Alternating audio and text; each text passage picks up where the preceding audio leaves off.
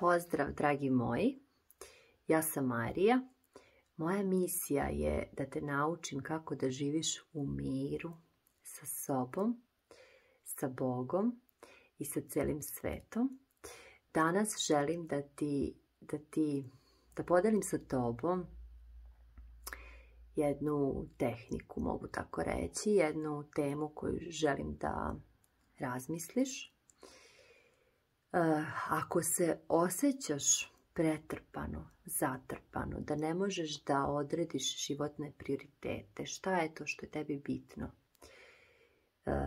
Pozivam te da pogledaš prvo svoj najbliži prostor, materijalni, da pogledaš prvo svoju garderobu, šta je to što ja volim da nosim i šta je to što ja ne volim da nosim i da ono što ne voliš da nosiš, da ga možda promeniš, izmeniš, da ga pokloniš, prodaš, baciš, šta god. Samo ne daj da ti uzima energiju.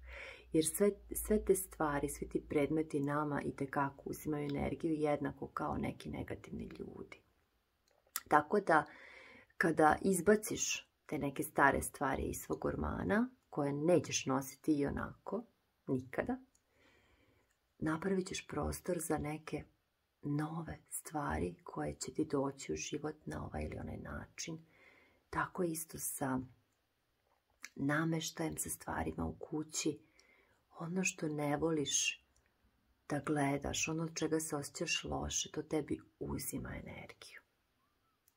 I evo, neka današnja lekcija i tema bude da očistiš svoj životni prostor. Postoji jedna jako dobra tehnika, Marie Kondo, ima puno o tome na internetu. Čak sam i ja snimila o tome jedan video gdje govori o tome na koji način da, i knjiga se zove Magija pospremanja. Njena knjiga se zove Magija pospremanja, možeš i to da pronađeš.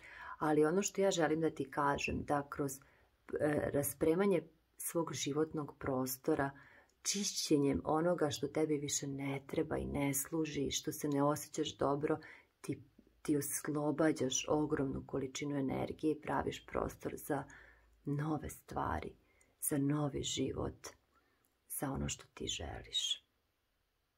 Eto, to je sve od mene za danas o čemu želim da razmisliš, jer je jako važno. Kada napraviš prostora šta je ono što ti ne treba, bit će ti lakše da vidiš šta ti treba i da postaviš svoje prioritete. Ćao, ljubim.